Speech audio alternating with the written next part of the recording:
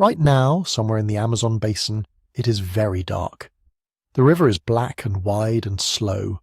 Insects are doing what insects have done for millions of years, filling the air with sound that rises in layers, like something breathing. And if you were drifting there tonight on the water, looking up through a gap in the canopy, you would probably think, this is untouched, this is wild, this is a place that humans never really changed. That thought feels true, it feels obvious, and it is almost certainly wrong. What we now believe, what archaeology, satellite imaging, soil science and botany are quietly, steadily confirming, is that the Amazon rainforest as it exists today may be, at least in part, a garden, an ancient one, a vast, intricate 10,000-year-old garden left behind by a civilization, or many civilizations that most of the world has never heard of, a world that held somewhere in the range of 10 million people, built landscapes on a scale that rivals anything in the ancient world, and then vanished so completely that later outsiders looked at the same forest and saw nothing but trees. That is the mystery we're going to follow tonight. Slowly, the way you'd follow a river. Here's what makes it so strange. The evidence was always there. It was in the soil, dark, engineered, impossibly fertile earth that doesn't occur naturally anywhere on the planet, buried under the roots of trees. It was in the shapes of the land, enormous geometric earthworks, circles and squares and roads stretching for miles, invisible under the canopy until a drought dried the grass and a satellite looked down at the right moment. It was in the forest itself, in the fact that the trees humans would have cultivated, the ones that feed and shelter and heal, grow in patterns too deliberate to be random. The Amazon remembered everything. It just didn't say anything out loud. And so the question this episode keeps asking isn't just who were these people, or how many, or how they lived. The deeper question is this: what does the word wilderness even mean? When people and forest have been shaping each other for thousands of years, when the jungle is the city, and the city grew back into jungle, and you can't always tell where one ends and the other begins. We're going to move through this slowly. We'll follow earthworks and black earth and river kingdoms and managed forests and the catastrophic silence that fell after 1492. There's a lot of ground to cover, and we have all night. If you're using this to fall asleep, that's exactly what I made it for. So settle in, get comfortable, and before you drift, drop a comment if you feel like it. Tell me where you are and what time it is. I genuinely read them. It's always someone in a rainy city at 2 a.m, and someone else eating breakfast in a time zone I had to look up. That never stops being a strange and lovely thing. Now, let's go to the Amazon. Here is the thing about myths. They don't usually start as lies. They start as guesses, made by people who are standing in the wrong place at the wrong time, looking at something they didn't have the tools to understand. And then the guesses get repeated, and then the repetitions get written down, and then the written down versions get taught in universities and cited in papers, and eventually they stop feeling like guesses at all. They feel like facts. They feel like things that have always been known. The myth of the empty Amazon is one of those. For most of the last 5 centuries, the dominant assumption in European thought, in colonial administration, and later in mainstream science, was that the Amazon rainforest simply could not have supported large, settled, complex human populations. The reasoning felt logical on its face. The soils beneath tropical rainforests are notoriously poor. Most of the nutrients in a rainforest aren't sitting in the ground waiting to be farmed. They're locked up in the living biomass itself, in the trees and roots and fungi and leaf litter cycling so fast that clearing the forest for agriculture exposes nothing but pale, exhausted earth that wears out within a few seasons. Anyone who has tried to farm the cleared Amazon knows this. The forest feeds itself, not the ground beneath it. And so scholars, geographers, and anthropologists drew a conclusion that seemed to follow naturally from that fact. If you can't farm it, you can't feed millions of people. If you can't feed millions of people, you don't build cities. If you don't build cities, you have scattered bands of hunter-gatherers moving through an essentially empty wilderness, leaving almost no mark. The Amazon, on this view, was what it appeared to be: ancient, vast, and fundamentally wild. A place where nature had proceeded undisturbed. That conclusion was reinforced almost accidentally by the shape of the landscape itself. The Amazon basin is enormous, roughly the size of the contiguous United States, and for most of the colonial period and well into the modern era, Outsiders could only move through it one way, by river. The rivers were the roads. Everything else was impenetrable canopy, without paths, without clearings, without any obvious sign that civilization had ever been attempted. If you travelled the rivers and saw only small scattered settlements, which is exactly what most European explorers and later scientists did see, it was very easy to conclude that small and scattered was all there had ever been. But here is where the shifting baseline problem enters, quietly, and changes everything. A baseline in ecological terms is your reference point, is what you assume normal looks like. And the problem with baselines is that they shift without anyone noticing. Each generation of observers looks at the world as it is when they arrive, and treats that as the natural state.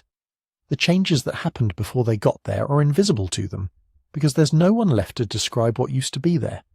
When European explorers, missionaries and naturalists moved through the Amazon in the 17th, 18th and 19th centuries, they were not looking at an ancient, untouched wilderness. They were looking at a post-collapse landscape. They were looking at the aftermath. The populations that had built and maintained and managed this forest had already been devastated by disease, by slaving, by the cascade of disruptions that followed 1492. We'll get into that in detail later. But the important point here is this. The observers who described the Amazon as essentially empty arrived after the emptying. They mistook a wound for a baseline. They mistook a silence for proof that no one had ever spoken. The rubber boom of the late 19th and early 20th centuries made this worse, in ways that are easy to overlook. The rubber trade didn't just extract latex. It destroyed remaining indigenous communities through violence, forced labour and displacement on a scale that is still difficult to fully document. By the time trained anthropologists and archaeologists began making serious attempts to study Amazonian cultures in the 20th century, many of the living cultures that might have explained what the landscape meant were gone, disrupted, or surviving in fragments far from their original territories. The witnesses had been silenced, and the silence was taken for evidence of absence. Now scholars debate the numbers. They have debated them for decades, and they will continue to. Estimates for the pre-contact population of the Amazon basin range from the very conservative, a few 100,000, to figures that some researchers have pushed toward 10 or 12 million. There is no consensus. There probably won't be one for a long time because the evidence is fragmentary, contested, and spread across a landscape the size of a continent. Anyone who tells you they know the exact number with confidence is telling you something the archaeology cannot yet support. But here is what is no longer seriously in dispute. The idea that the entire basin was thinly populated wilderness is wrong, or at least it is far too simple. In certain regions, along major rivers, around floodplain lake systems, in areas where the mysterious dark earth we'll talk about later begins to appear, there is clear evidence of populations that were substantial, settled, and engaged in landscape modification on a remarkable scale. Whether those populations were organised into something like cities, or something more like large regional networks of villages, is one of the central debates in the field right now, and it's a genuinely interesting one. Because those two things look very different on the ground, but they might not be so different in terms of what they mean. 1,000 small villages trading with each other, managing the same forest together, connected by rivers and kinship, and shared agricultural knowledge, that might not look like a city when you're standing in the middle of it. But it might function like one. That tension between the image of isolated, scattered settlements and the evidence for coordinated, large-scale landscape change is the thread we're going to follow through this whole episode, and the only way to follow it honestly is to separate the romantic stories, both the romantic story of the noble savage living in untouched nature, and the romantic story of a hidden Amazonian empire with gold and pyramids, from the actual measurable traces that are still sitting in the ground and the soil and the trees. The traces are strange enough on their own. They don't need embellishment. So let's start with what's underneath. Before we can talk about what people built in the Amazon, we have to ask a more fundamental question. How did anyone get there in the first place? The answer is older than most people expect, and more complicated. The standard story of human arrival in the Americas goes something like this. People crossed a land bridge from Siberia to Alaska during the last ice age, roughly 15,000 years ago, when sea levels were low enough to expose a corridor of land across what is now the Bering Strait. They moved south. They spread. They populated a hemisphere. That story is not wrong exactly.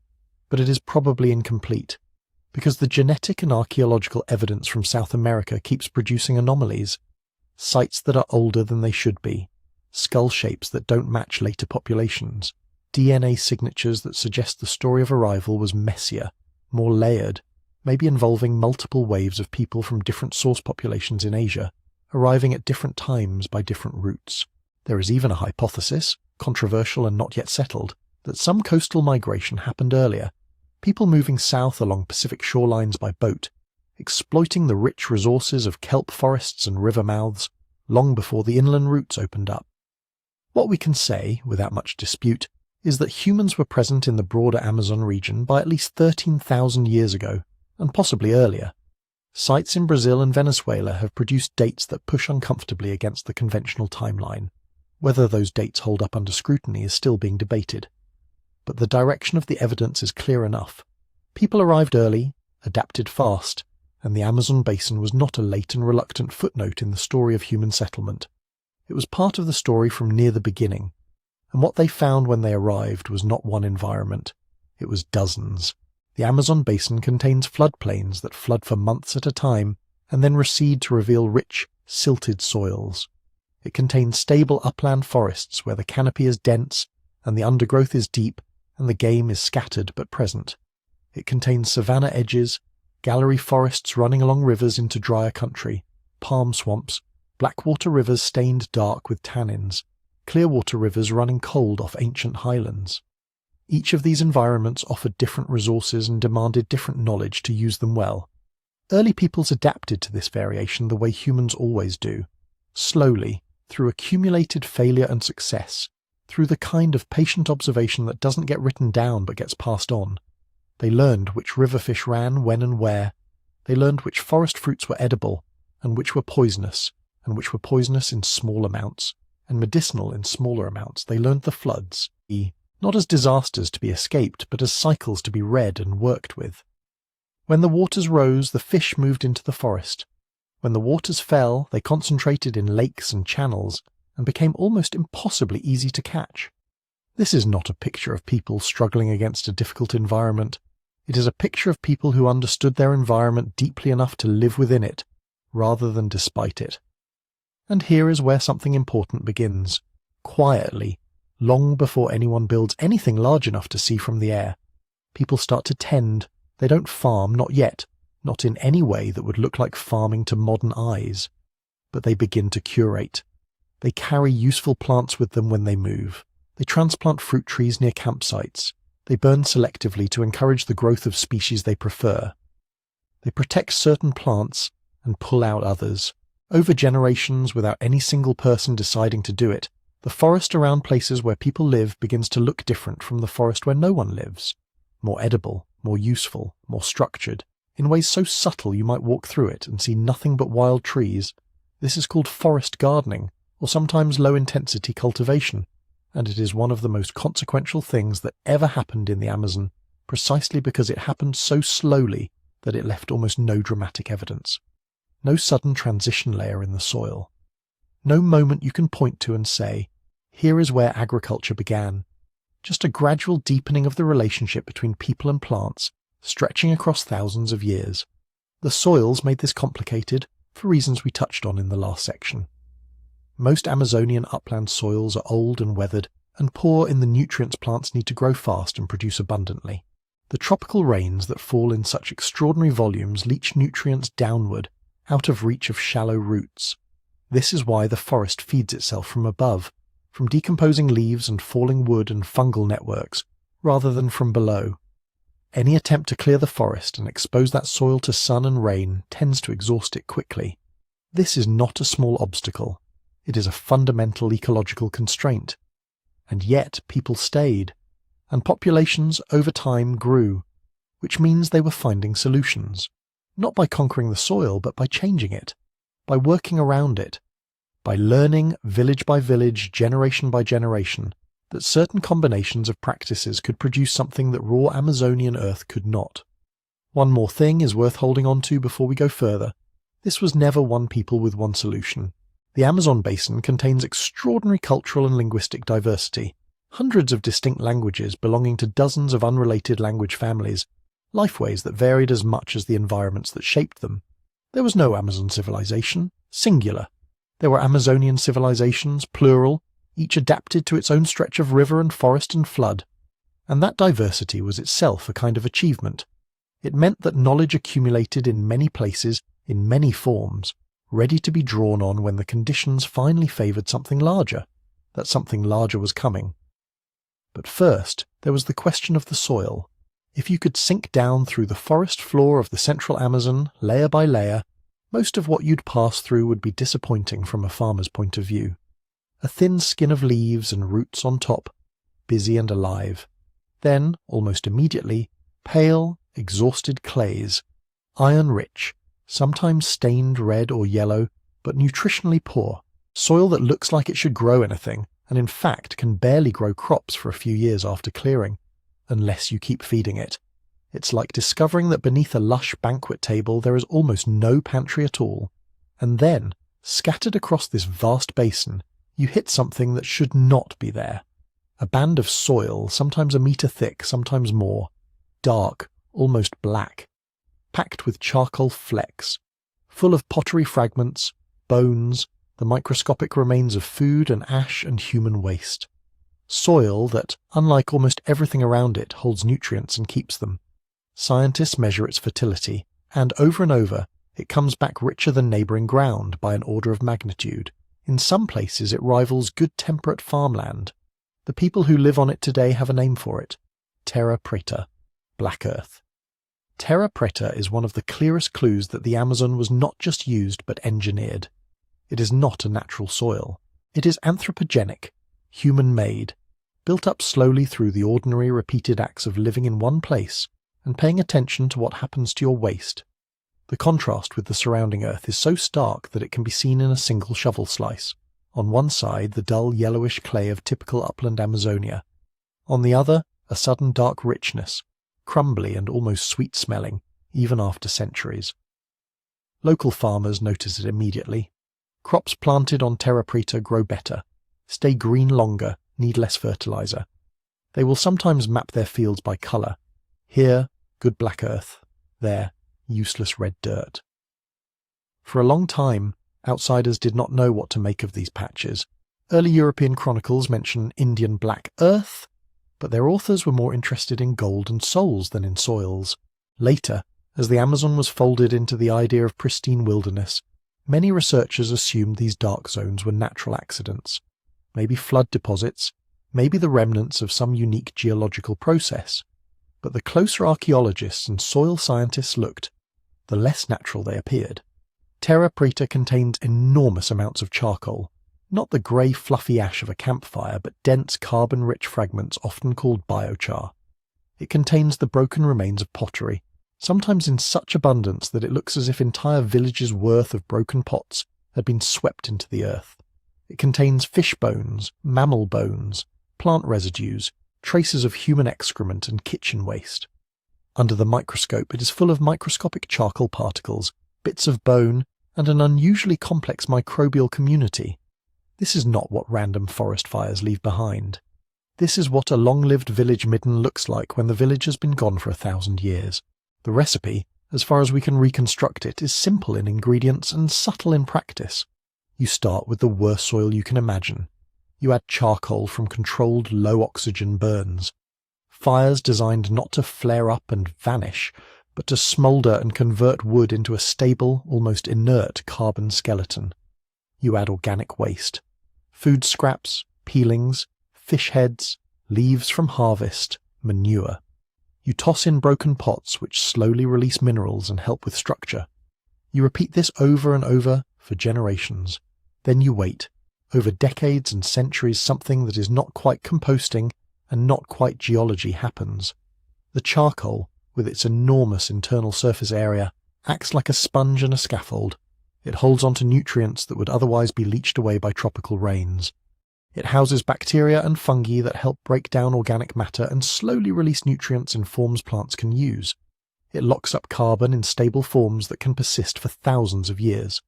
The result is a self-reinforcing system. Once enough black earth has accumulated, it can sustain high levels of plant growth without collapsing. Farmers can plant crops, harvest them, return the residues, and the soil stays fertile or even improves. In an environment where most soils are like sieves, terra preta behaves like a reservoir. We do not have written manuals from the people who made these soils. There is no surviving Amazonian text that says, to make good black earth, do the following. Instead, we have patterns. Terra preta tends to cluster along rivers, on bluffs above floodplains, on ridges and terraces that would make good dwelling sites. Its patches often coincide with other archaeological evidence of human presence. Post-holies, house floors, burial grounds, artifacts.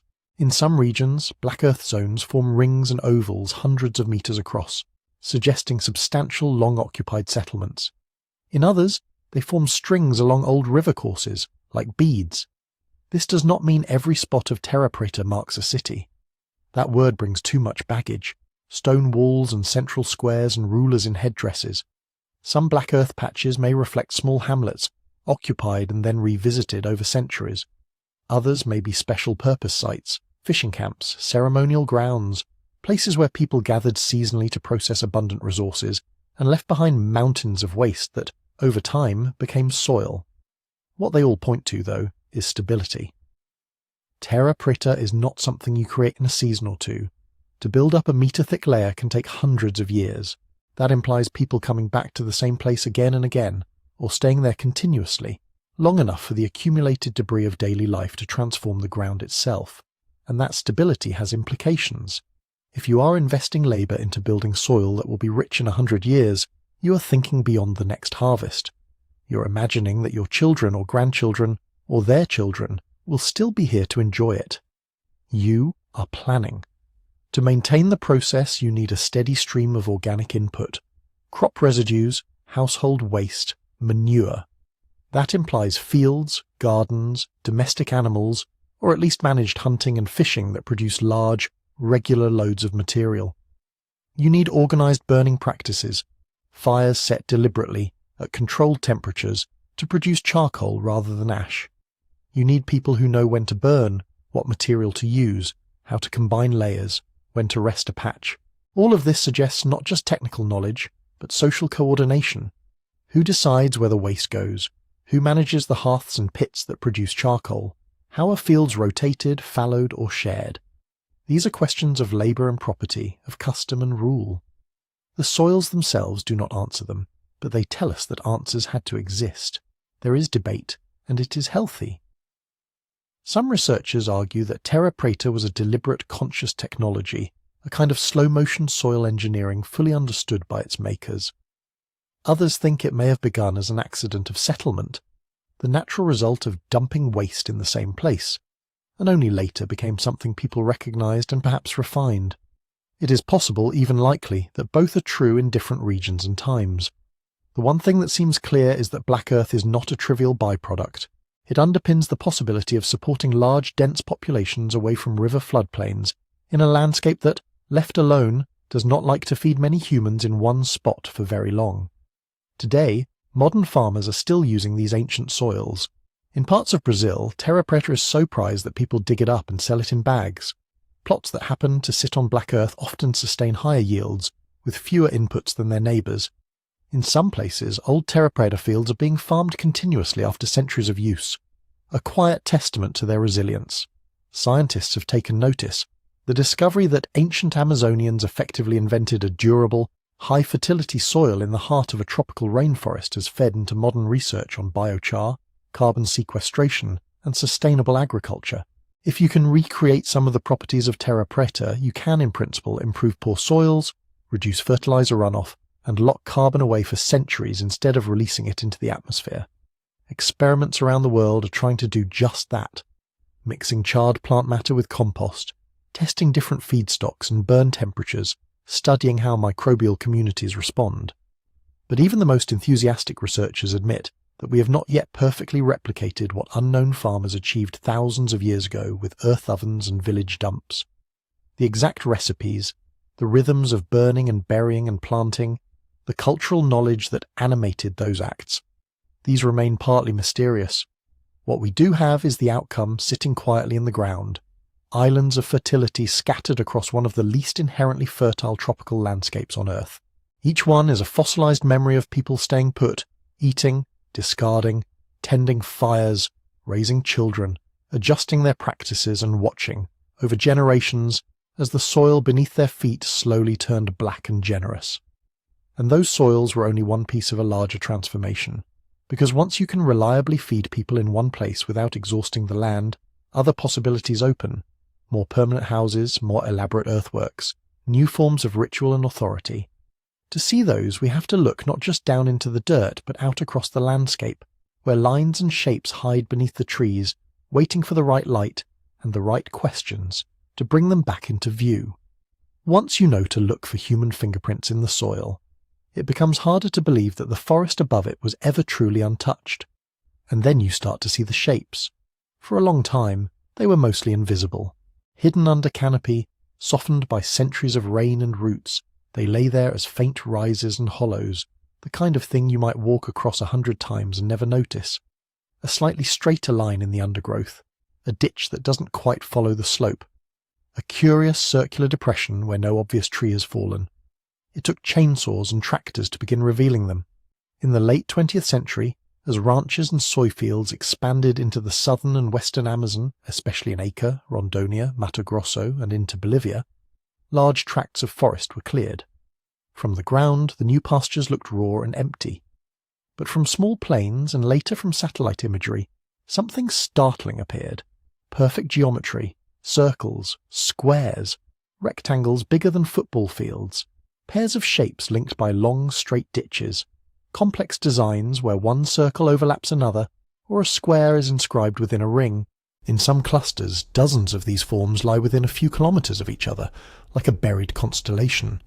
Archaeologists call them geoglyphs, large figures cut into the earth, defined not by stone walls but by voids, ditches, embankments, and levelled platforms. A typical example in Acre might be a square, 150 metres on a side, its corners oriented toward the cardinal directions. Around it runs a ditch 2 or 3 metres deep, with the earth thrown up to form a low outer embankment. A straight causeway, another ditch with raised edges, runs from the square to a circle of similar size a few hundred metres away. Sometimes the causeways cross like a grid.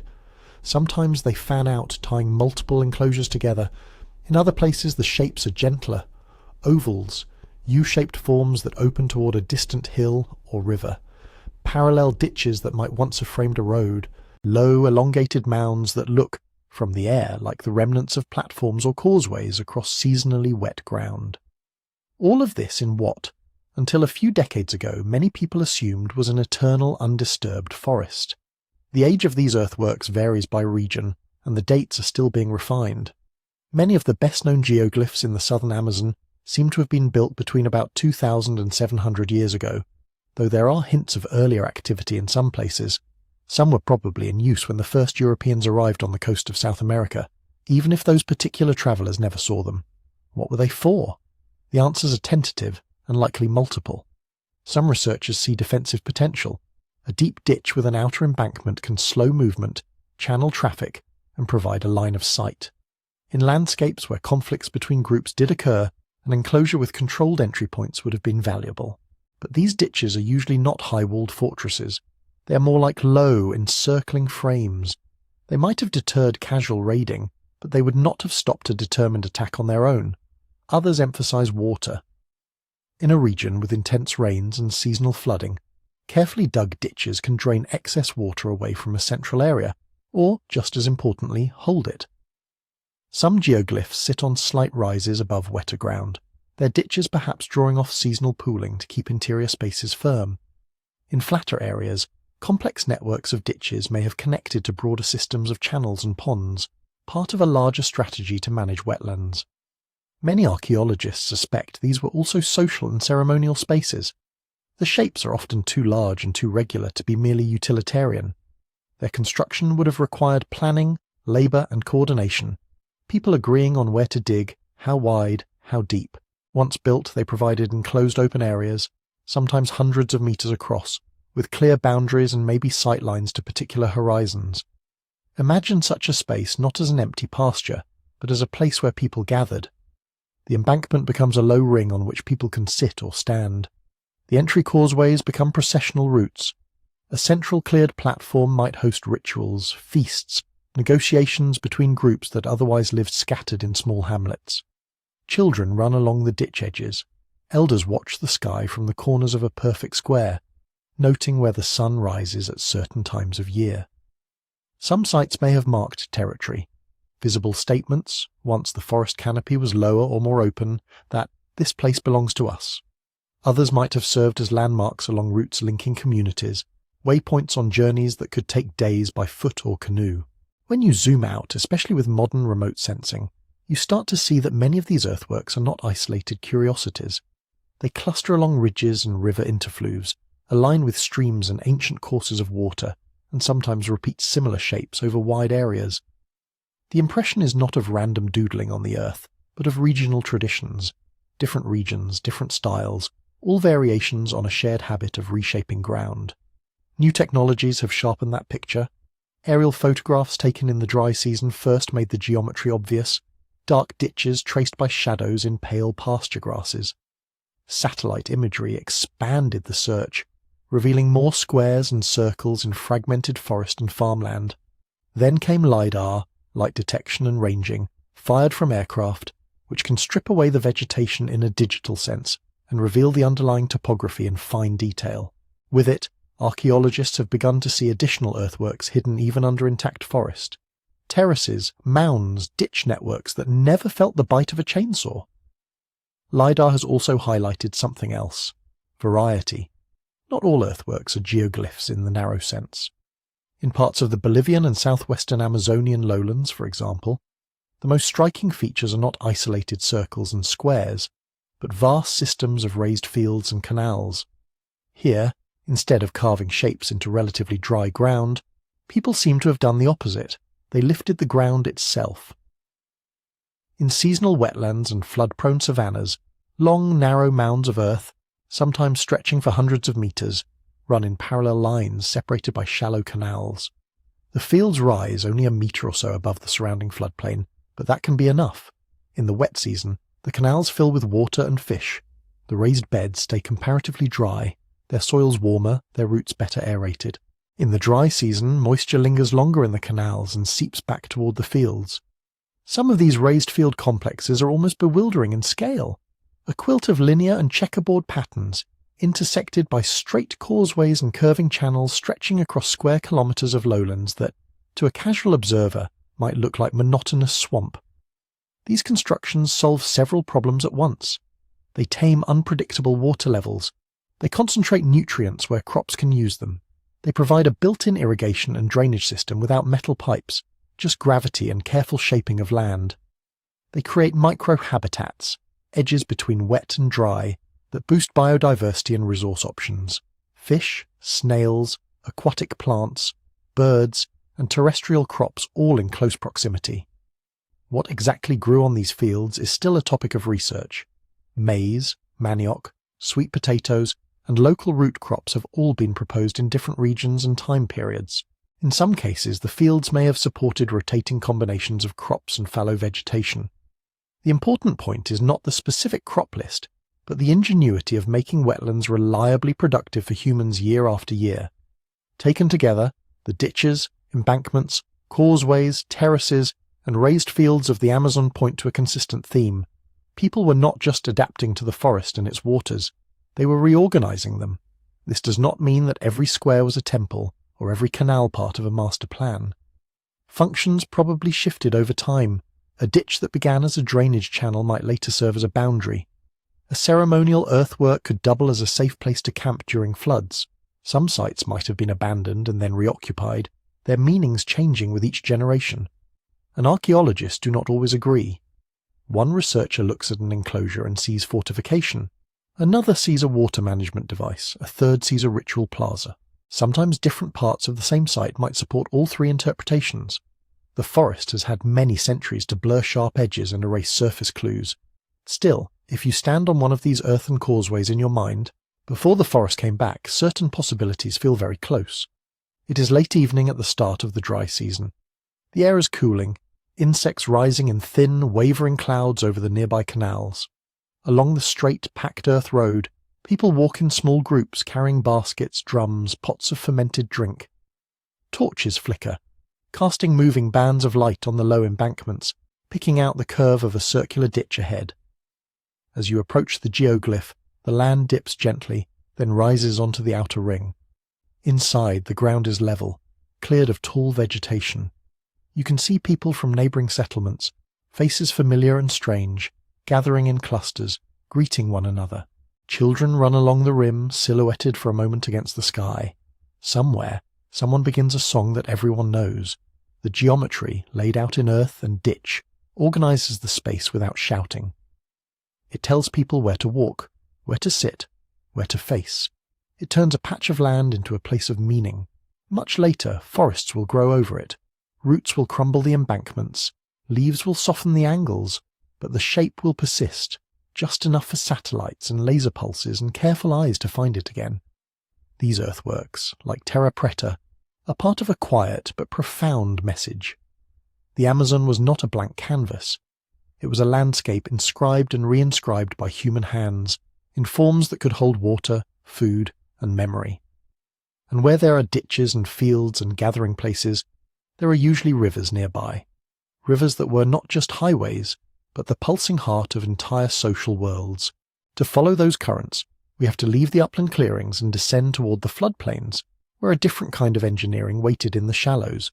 Follow the slope of those causeways downward, and sooner or later you reach what, in the Amazon, is the real centre of gravity.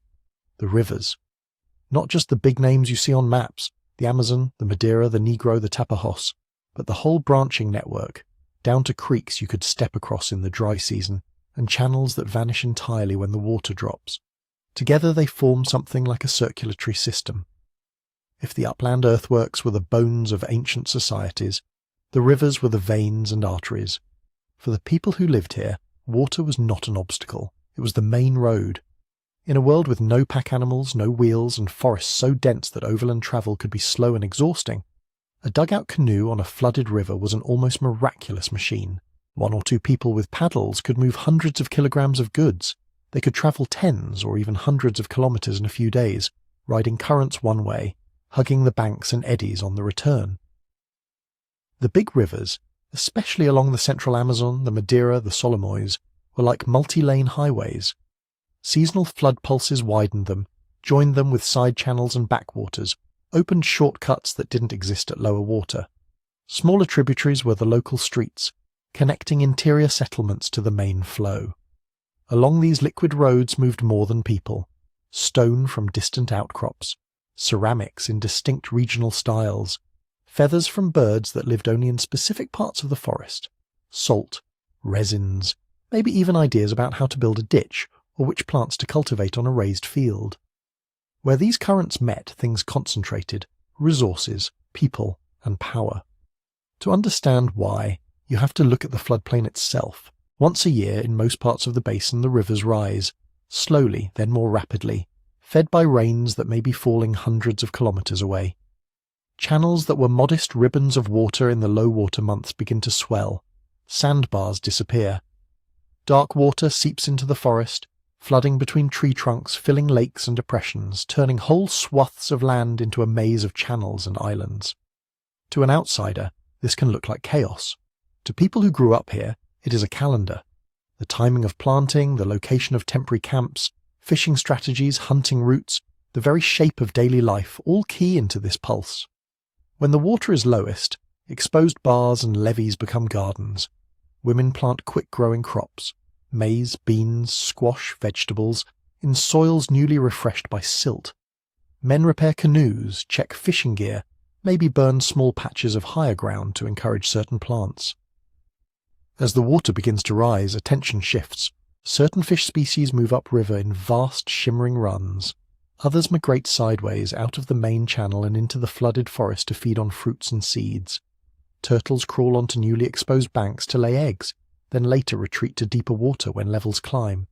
Palm trees along the margins drop heavy clusters of fruit into the shallows, where fish and humans alike can harvest them. Archaeological and ethnographic evidence suggests that ancient floodplain communities were expert at reading and using this seasonal abundance.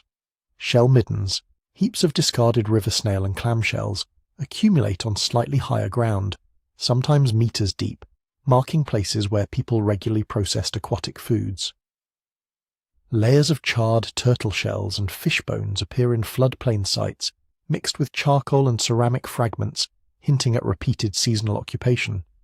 In some regions, the remains of low mounds and levelled platforms near backwater lakes suggest deliberate choice of camp and village locations to balance access to water, with a margin of safety from the highest floods. Life here was not just about taking what the river offered. People were shaping the waters themselves. One set of clues comes from fish. The Amazon today holds an astonishing diversity of fish species, hundreds in a single river system. Pre-contact peoples knew this intimately. They recognized which fish moved where, at what water levels, in which moon phases. They built on that knowledge. Weirs, low barriers built of earth, stone or wood, could be placed across small channels or at the mouths of floodplain lakes. During certain seasons, as water levels fell or fish moved between habitats, these structures would concentrate them in predictable places.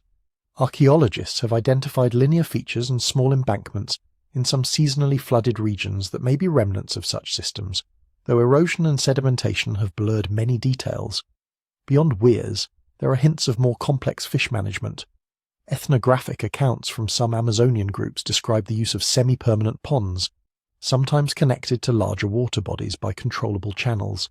In these, people could hold fish for days or weeks, fattening them on fruit and plant waste, ensuring a steady supply for feasts or lean times. There is ongoing debate about how far back in time such practices go, but the basic logic is ancient. Turn a wild migration into a partly domesticated resource. Preservation extended the reach of this abundance. Fish could be smoked over slow fires until dry and hard, then stored for months. Turtles and their eggs could be processed in similar ways. One early European observer described great piles of smoked fish in riverside towns, enough to feed many people for a long time. While we have to treat such accounts cautiously, they align with what the ecology would allow, short bursts of extreme plenty, turned by human labour and knowledge into longer periods of security. Even without metal hooks or nets, these river societies had technologies that turned the flood pulse into a kind of watery harvest cycle. Where resources concentrate, so do people. Along certain major river corridors, the central Amazon, parts of the Madeira and Solimoes, stretches of the Xingu and Tapajos, archaeologists are finding dense clusters of sites, mounds, terra preta patches, ceramic-rich soils, and sometimes more substantial earthworks close to the channels. Instead of a single huge city surrounded by emptiness, the pattern looks more like chains of towns and large villages, spaced at intervals along the banks and levees, linked by daily canoe travel. Some researchers talk about linear populations, tens or hundreds of thousands of people spread out like beads on a string, following the river's curves for hundreds of kilometres. In such landscapes, urban starts to mean something different. Not stone walls and tight city blocks, but an almost continuous ribbon of habitation, gardens, orchards, house clusters, ceremonial spaces, fish weirs, all woven along the high ground that marks the river's edges. Was political power in these river belts equally continuous?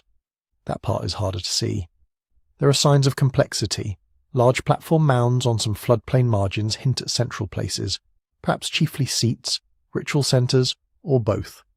Distinct regional ceramic styles suggest spheres of influence or identity that stretched for long distances along particular rivers. Certain prestige goods, fine polychrome pottery, rare stones, elaborate featherwork, appear far from their points of origin, implying organised exchange rather than random wandering. Such patterns invite words like chiefdom and river kingdom. It is plausible that along some major channels, paramount leaders emerged, able to mobilise labour for earthworks, coordinate multi-village rituals, and perhaps direct raids or enforce tribute. Water makes this easier and harder at the same time. Easier because canoes carry warriors and envoys quickly. A group that controls a stretch of river, especially a bottleneck like a rapids or the mouth of a big tributary, can in theory tax or threaten those who pass. Harder, because the same fluid connections allow people to slip away, found new communities upstream or on a side channel or shift allegiance. Power could travel quickly, but so could dissent. We can imagine, cautiously, a politics shaped by currents. Alliances sealed at seasonal gatherings when waters were high and everyone could reach the same ceremonial centre. Raiding parties moving silently by night, aiming not to conquer permanent cities but to capture people, seize stored fish or manioc, assert dominance. Marriage exchanges negotiated up and down river, weaving distant villages into networks of kinship that could buffer conflict and enable trade. European chronicles, centuries later, describe something like this along parts of the Amazon: hierarchies, tribute in fish and forest goods, riverine alliances and enmities. But those accounts were written after epidemics had already torn through the region, unmaking older patterns. When we look further back with archaeology, the outlines are fainter, more fragmentary. Some stretches of river show dense, long-lived occupation and big constructions, consistent with stronger political integration. Others, equally rich in resources, have more modest remains, suggesting looser, more local organisation. It may be that different river kingdoms rose and fell over centuries, their centres shifting with climate changes, trade routes and social upheavals. The honest answer is that the full map of Amazonian river politics is still being drawn, one survey, one excavated mound, one lidar scan at a time. What is clear is that the floodplains were not empty backdrops. They were engineered, inhabited, contested spaces. People timed their lives to the breathing of the waters, turned migrations of fish into managed abundance, built long ribbons of settlement along the edges of channels, and used those same channels to move stories, goods, and power. When you drift along a modern Amazonian river at dusk, seeing only scattered lights of present-day communities, it is tempting to imagine it has always been that quiet. The evidence suggests otherwise. Once, many more fires likely burned along these banks. Many more canoes slipped through these currents. Much louder conversations echoed between levee and water, and yet even this riverine world was only part of the story. For beyond the floodplains, stretching back into what now looks like endless forest, lay another kind of human landscape, one where trees themselves have been coaxed, selected, and rearranged over generations, turning whole regions into something closer to vast, living orchards than untouched jungle. To see that, we have to leave the open channels and travel into the shade, into the managed forest. Leave the river behind for a moment. Canoe pulled up on a muddy bank, hull tilted to drain. A narrow path climbing away from the sound of water into thicker shade. The air changes as you walk, less glare, more filtered green. Calls of riverbirds fade, replaced by the softer clicks and buzzes of the understory. To an unfamiliar eye, this looks like forest in the usual sense of the word. Trees crowding overhead, vines, leaf litter, no neat rows, no straight lines. But to the people who lived here, this was not just forest. It was more like an enormous, slow-moving orchard. Over the last few decades, botanists and archaeologists have been comparing plant distributions across the basin with known patterns of ancient settlement. What keeps appearing is a kind of ghostly fingerprint. Useful species, especially trees and palms, are more common near old habitation sites, earthworks, and terra preta patches than they are in more remote, less disturbed areas. It is as if someone had walked through huge swaths of the Amazon century after century, quietly favouring certain plants and ignoring others, until the forest itself changed character. The process is simple in principle, powerful in effect. Imagine you're a family living on a low ridge a few kilometres from the main river. You plant fields of manioc and maize in cleared patches closer to home. But you also move through the surrounding woods every day, to hunt, to gather fruit, to cut firewood, to collect medicines. When you find a tree that gives particularly good fruit, you don't just strip it and walk away. You might clear a bit of competing vegetation around its base, letting more light reach the crown. You might spare its seedlings when you burn or garden nearby. You might carry a few seeds or nuts back toward your house, dropping them in disturbed soil along paths, or placing them at the edges of your fields. You do this again and again, year after year, generation after generation. You don't think of it as forestry, it's just common sense. Multiply that behaviour by thousands of people, spread across centuries, all noticing and favouring the same handful of especially valuable species. Slowly, the composition of the forest around human communities shifts. Edible, medicinal, fibre and oil-producing trees become unusually abundant. Less useful species become relatively rarer, at least in the zones people move through most. This is the core of the garden Amazon idea. Not endless fields in the European sense, not rectangular farms running to the horizon, but vast mosaics of semi-wild, semi-domesticated landscape. A forest still recognisably a forest, yet carrying a heavy human imprint in what grows where. Some of the clearest evidence comes from particular trees and palms. Brazil nut, for example. Today, huge Brazil nut trees tower above much of the western and central Amazon, forming a crucial part of the modern nut trade. They do not sprout easily on their own in closed canopy forest. They favour gaps, disturbed patches, old clearings. Studies of their distribution suggest that many of the densest stands occur near past and present human habitation. Their pattern looks less like a random scattering and more like the legacy of centuries of protection and encouragement. Acai palms tell a similar story. If you know acai as a smoothie ingredient, it may be strange to picture it as the backbone of entire local food systems. In many floodplain and upland regions, dense groves of acai provide fruit, palm hearts, and materials. Again, where people have lived for long periods, acai tends to be unusually common. People weed around the seedlings, thin competing vegetation, sometimes transplant suckers to more convenient spots. Left alone, acai forms clusters. Nudged along by human hands, those clusters become great bands and patches. Then there is peach palm. Unlike Brazil nut, peach palm bears clearer signs of domestication. Its fruits in managed groves are larger and more varied in colour than wild forms. The spines on cultivated varieties are often reduced, making harvesting easier. Archaeological evidence, charcoal, pollen, remains of palm wood, suggests that peach palm was a major staple in some pre-Columbian societies, providing both food and durable wood for construction and tools. When researchers map where peach palm is most common today, the pattern overlaps strikingly with regions that show dense pre-contact occupation. Earthworks, terra preta, ceramic-rich sites. It looks less like nature's doing, more like a remembered inheritance. And it wasn't just these few. Cacao, used for chocolate. Cupuaçu, with its fragrant pulp. Buriti palms, whose fruit, fibre and oil can supply food, roofs, mats, even cosmetics. Rubber trees, medicinal shrubs, vines whose fibres can be twisted into rope, plants whose leaves staunch bleeding, cure fevers, soothe stomachs. Together they formed a living infrastructure, a kind of biological toolkit woven into the forest itself. Managing this toolkit did not always mean cutting things down. Much of it was about selective attention. A woman gathering firewood might choose to leave a young fruit tree untouched, even if its wood would burn well. A man clearing a swidden field could leave standing certain palms, knowing their shade and fruit would benefit next year's crops. Children, taught which seedlings to recognize, might transplant them to better spots near home. Fire was part of this art. Small controlled burns, used to clear garden plots or renew pastures, also created patches of open, nutrient-rich soil that favoured light-loving species. Into those patches, desired plants could be encouraged to colonise, either naturally or by deliberate planting. In some regions, people seem to have created forest islands, in more open or seasonally dry landscapes, clusters of trees centred on ancient habitation mounds or old trash heaps. As organic waste decomposed and soil fertility increased, people planted or favoured useful species.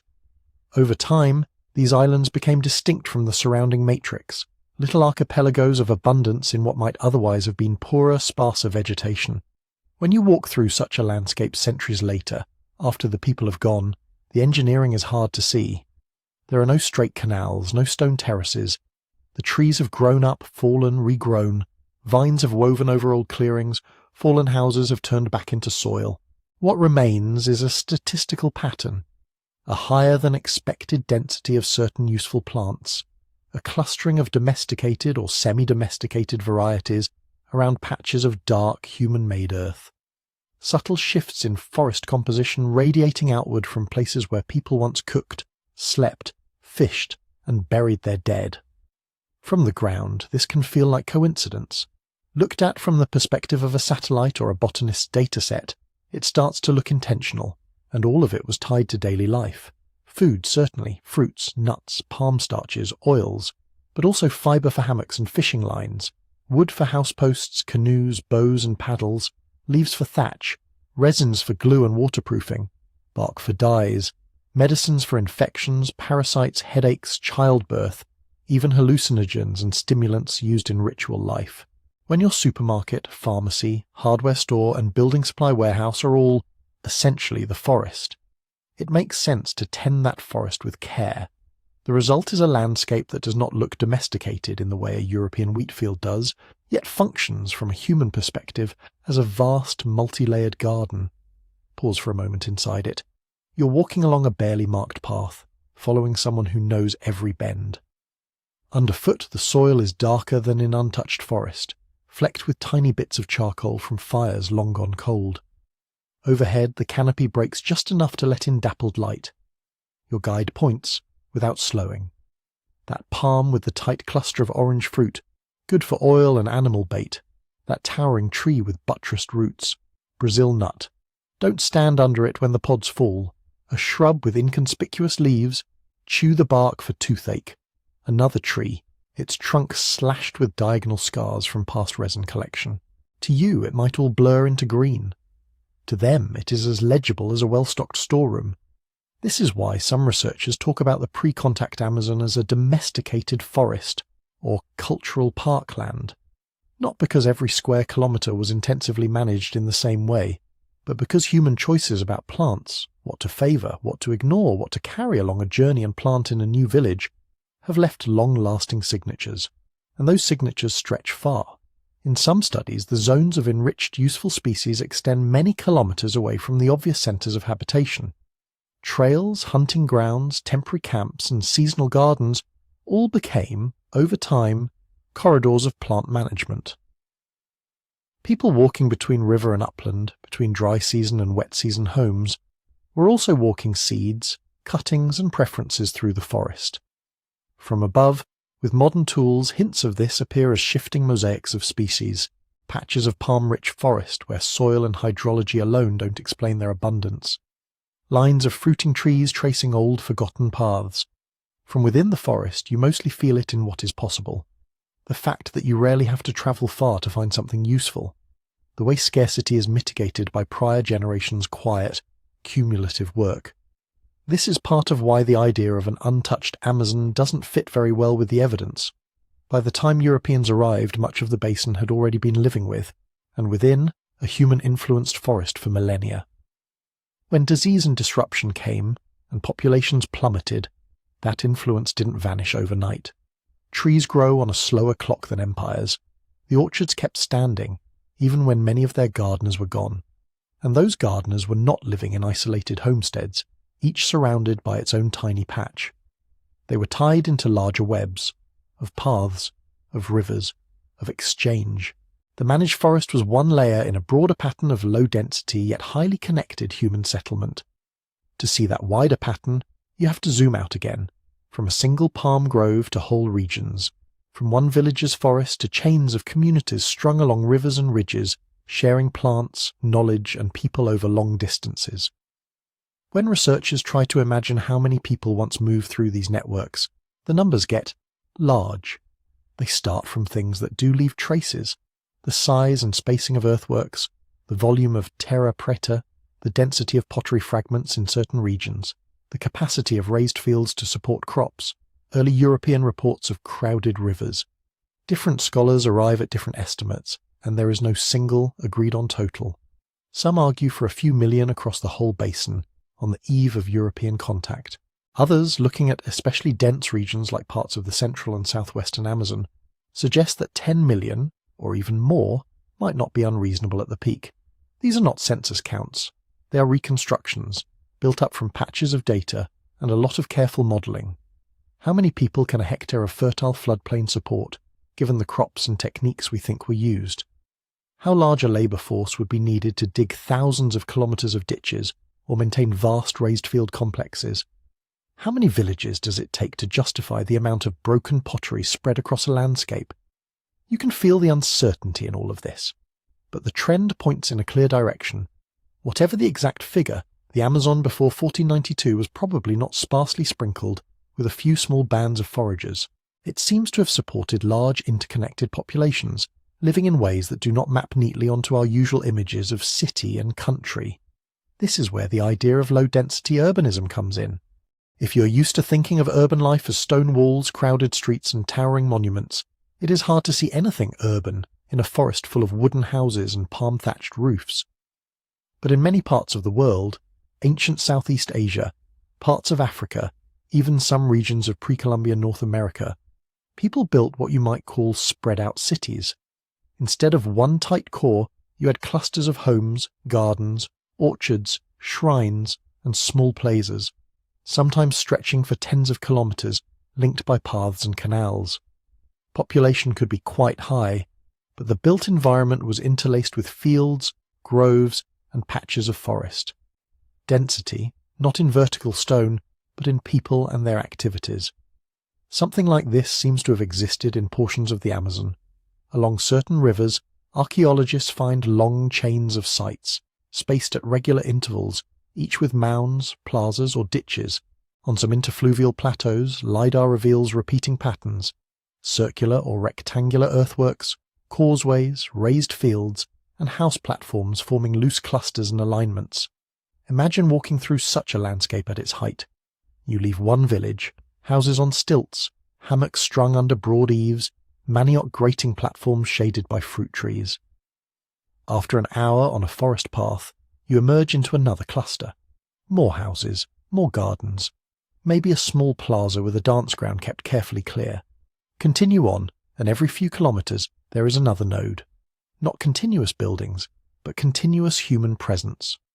Low density, high connectivity.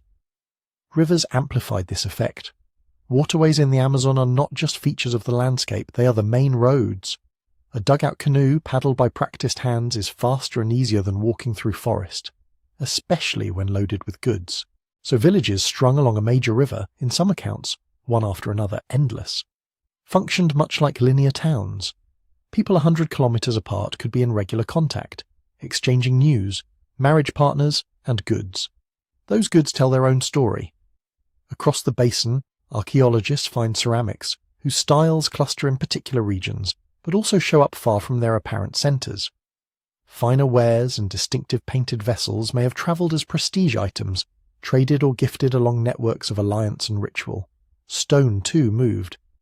Much of the central Amazon is poor in high-quality stone suitable for tools, yet at sites there you find blades, axes, and ground stone objects made from rock that outcrops only hundreds of kilometres away. Somewhere, people were quarrying, shaping, and sending these materials along rivers and paths. Feathers from brightly coloured birds might move in the opposite direction, from forest-rich interior zones toward more open or seasonally dry fringes. Salt, scarce in some parts of the lowlands, likely flowed along trade routes from natural salt licks or evaporated sources. Shells from the mouth of the Amazon or from distant coasts appear far inland, suggesting long chains of exchange. There were also ritual and symbolic items, stone or bone ornaments with distinctive forms, beads, carved amulets, specialized pipes or snuff trays used for hallucinogenic powders. Some motifs recur over vast areas, as if particular styles or cults had spread through multiple societies. Others remain highly localized, hints of small-scale traditions nested inside larger spheres of interaction. And of course, food moved. Certain varieties of manioc, maize, beans, peppers and fruits were likely spread not just by individual families, but along broader social routes, traded, gifted, or carried by people relocating between communities. A better-yielding manioc strain in one region could, over generations, radiate outward along kinship lines, slowly reshaping food systems far from its origin. These flows of goods imply a corresponding flow of relationships. What did social organisation look like in such a world? Probably it varied enormously from place to place. Along some rivers, early European observers described clear hierarchies, powerful chiefs, multi-village polities, regional leaders coordinating labour and war. In other areas, authority seems to have been more dispersed, with autonomous villages linked by kinship and ritual, rather than commanded by a single ruler. Archaeology hints at multiple scales. There are small sites, likely single villages or hamlets. There are larger complexes with central plazas and more substantial earthworks, which might have served as ceremonial and political hubs. In some regions, repeated patterns of similarly sized sites arranged around a slightly larger centre suggest something like a regional confederation, several communities tied together under shared leadership and ritual. These centres may not have been occupied year-round by large populations. Instead, people could gather there seasonally for feasts, markets and ceremonies, then disperse back to smaller settlements. Power in such systems might be expressed less through permanent stone monuments and more through the ability to convene bodies, human bodies, for work, ritual and exchange. Languages layered over this political complexity. The Amazon today is a mosaic of language families and isolates, and linguistic work suggests something similar, or even more diverse in the past. Borders between language groups may have been fuzzy, with wide multilingual frontiers where people learn to switch tongues as easily as we switch registers. Trade partners, in-laws, ritual specialists, and travelling healers would carry not only goods, but stories and words across these boundaries. In such a landscape, being able to speak multiple languages, or at least understand trade pigeons and ritual phrases, was probably a key form of competence. All of this raises another question. How did people coordinate large projects, ditches, raised fields, fortified enclosures, without the kind of densely packed stone cities we often associate with big labour forces? Part of the answer lies in the materials themselves. Earth, wood, and fibre are abundant and relatively easy to work when many hands turn up, especially at the right times of year. A ditch several kilometres long, or a ring of defensive earthworks, may look monumental from the air, but if dozens of households come together for a few weeks every dry season, digging with wooden and stone tools, moving soil in baskets, the work becomes manageable. Seasonal rhythms provided natural windows for such cooperation. During flood times, when fields were underwater or in the slack between planting and harvest, people could devote energy to communal projects, renewing raised fields, digging canals and fish weirs, repairing palisades, expanding plazas, building or rethatching large communal houses used for ceremony and politics. Labour was probably not extracted in the same way as in a regimented, bureaucratic state. It may have been organised through kinship obligations, ritual obligations, and the promise of shared feasts. Chiefs and ritual leaders could mobilise followers not only by command but by persuasion, prestige, and spiritual authority. From the historian's perspective, however, almost everything that made this system work was fragile in physical terms. Wooden posts rot, thatch collapses, packed earth erodes, trails disappear under leaf litter. Even large communal houses built on low mounds can, given a few centuries of abandonment and tree growth, lose their sharp outlines. Plazas infill with soil and leaf fall, ditches clog and turn into subtle depressions. In humid tropical conditions, even bones and textiles vanish quickly. The forest is an efficient recycler. When populations crashed after European contact, and many of these low-density urban landscapes were abandoned or drastically thinned out, the living structures that had made them visible from within, cleared spaces, maintained paths, frequently used waterways, began to fade. Trees reclaimed house sites, orchards blurred back into general forest. Raised fields and causeways, once kept sharply defined by constant use and upkeep, softened under new vegetation. From above, seen centuries later by satellite or lidar, the ghosts of these arrangements become visible again as faint lines and shapes. On the ground, walking through thick undergrowth, they are much harder to perceive. This is the interpretive challenge. A region that might once have held tens or hundreds of thousands of people in a web of dispersed settlements, gardens and ritual centres can, a few hundred years after abandonment, look like continuous forest with only scattered hints of human presence. A shard of pottery washed out by a stream, a strangely regular mound under the roots of a giant tree, an unusually abundant stand of fruit-bearing palms. To reconstruct how 10 million people, if that is indeed close to the truth, might have lived here, we are piecing together patterns from things that are biased toward survival. Earth, stone, durable potsherds, long-lived trees. What we do not see directly are the perishable parts, the woven hammocks, the painted wooden posts, the barkcloth banners, the canoes moored along every bend of a once busy river, the sounds of multiple languages echoing across a plaza, the smell of roasting fish and fermenting manioc beer at a seasonal gathering. Those absences make it tempting to imagine emptiness.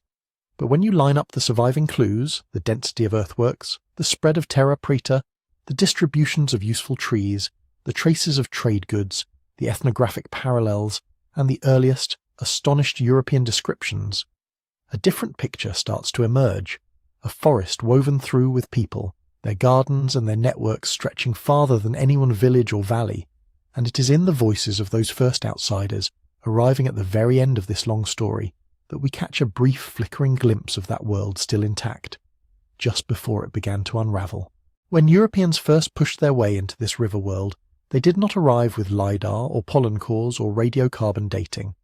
They arrived in boats, with steel and gunpowder, and their own expectations of what civilization should look like, and almost at once they started writing. Those writings are some of the only direct descriptions we have of the Amazonian world before it was shattered. They are also some of the most frustrating sources in all of historical research, vivid, contradictory, often self-serving, filtered through multiple languages and layers of misunderstanding. But if we read them carefully, if we set aside for a moment the temptation to dismiss them as fantasy, they start to line up in surprising ways with what archaeology and ecology are now revealing. One of the most famous of these journeys begins in disaster. In 1541, a Spanish expedition under Gonzalo Pizarro set out from Quito in the Andes, looking for cinnamon groves, gold, and a rumoured rich province somewhere to the east. The men were poorly supplied, badly informed, and not particularly well suited for the lowlands they were about to enter. Starvation and disease began almost immediately. To try to find food, Pizarro sent a smaller party downriver in a brigantine, essentially a small light sailing vessel, under the command of Francisco de Orellana. The idea was simple: float downstream, gather supplies, and come back. The river had other plans. The current was stronger than expected. The banks closed in. Turning back became impossible. Orellana and his companions were carried, unwillingly at first, into the heart of the basin. Over the following months they drifted and rowed along what would later be called the Amazon, making contact with one riverine society after another. When they finally emerged on the Atlantic coast in 1542, they had, according to their own account, traversed thousands of kilometres through an inhabited landscape.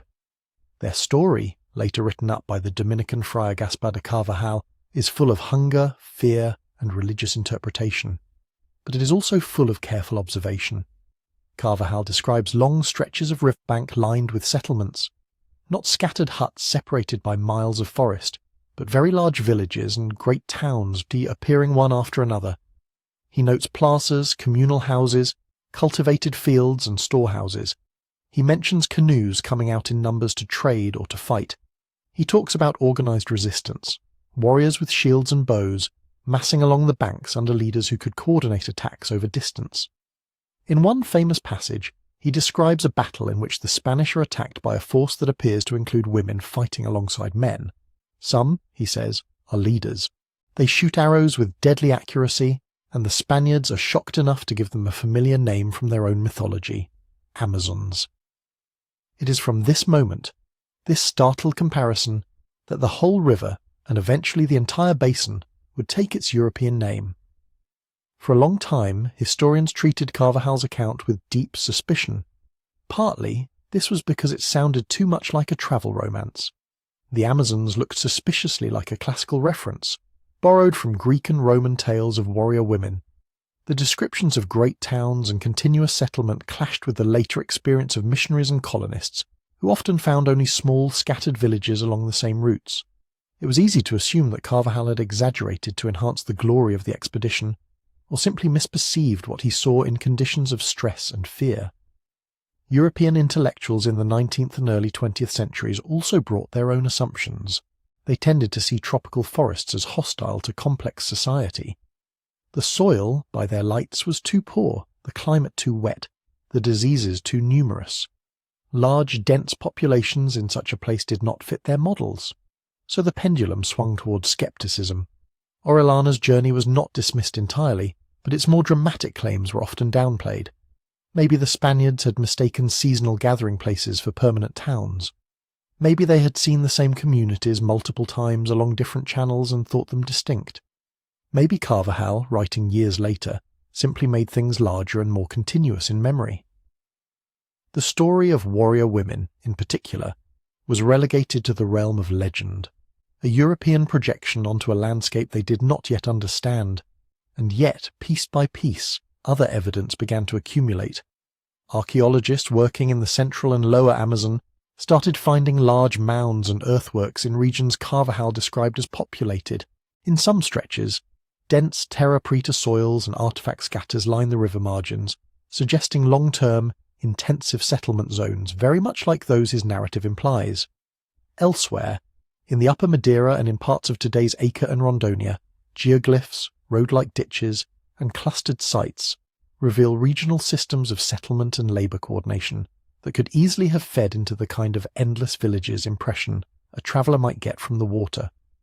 Radiocarbon dates from many of these features fall into the late pre-contact centuries, exactly the period just before, or overlapping with, Orellana's passage.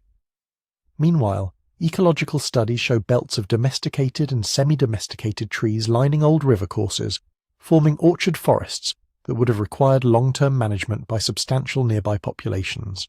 Historical linguistics suggests that, in some regions, language families with wide distributions in the early colonial period must have expanded through quite populous networks.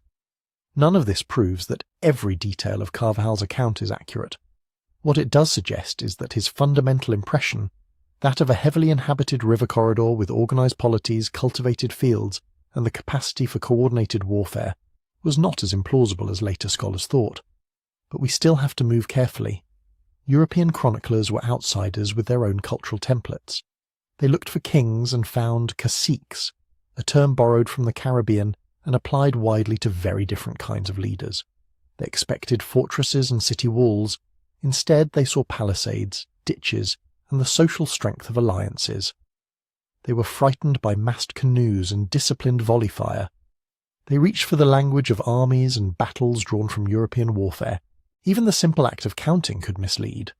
A flotilla of dozens of canoes, each with several people in it, could be described as hundreds or thousands of warriors, especially by men under attack. Riverbank settlements, visible from the water only in cleared windows through the vegetation, might be perceived as continuous where they were actually separated by short stretches of managed forest and orchards. Or, conversely, a sophisticated web of small hamlets and gardens could be dismissed as nothing but a few huts, if it did not conform to the observer's idea of a town. Translation added another layer. Words for social roles, kinship categories, or ritual offices had to pass through interpreters, often from different language groups, then into Spanish or Portuguese, then sometimes into Latin or other European tongues. Nuances were flattened. A leader whose authority was seasonal or contingent on ritual performance might be rendered simply as chief. A confederation of villages with intricate mutual obligations could be described as belonging to a single nation, as if it were a centralized state. The legend of the Amazons shows this process at work. Women in Amazonian societies have long played crucial roles in agriculture, ritual, and sometimes in conflict. Ethnographic accounts from much later periods describe women taking part in defensive actions, or wielding clubs and bows alongside men when communities were attacked. Stratified gender concepts from Iberia, where proper women were imagined as secluded and non-combative, made such scenes seem extraordinary. So when Carvajal saw or heard about women fighting, he reached for the closest analogy he knew: warrior women from the classical tradition. The name stuck. Over time, stories of a separate female-only tribe, or of a distant queen ruling over a hidden nation of women, accreted around the original more ambiguous observations. From a modern perspective, the Amazons of the Amazon are best understood not as a settled historical fact, nor as pure fantasy, but as a cultural artifact, an intersection between indigenous realities and European storytelling habits. There may well have been communities where women fought, or where certain ritual or political roles gave women unusual prominence. The way those facts were filtered and retold tells us as much about European minds as it does about local societies. Behind all these distortions lie voices that are harder to hear. Indigenous perspectives on these first contacts survive only in fragments.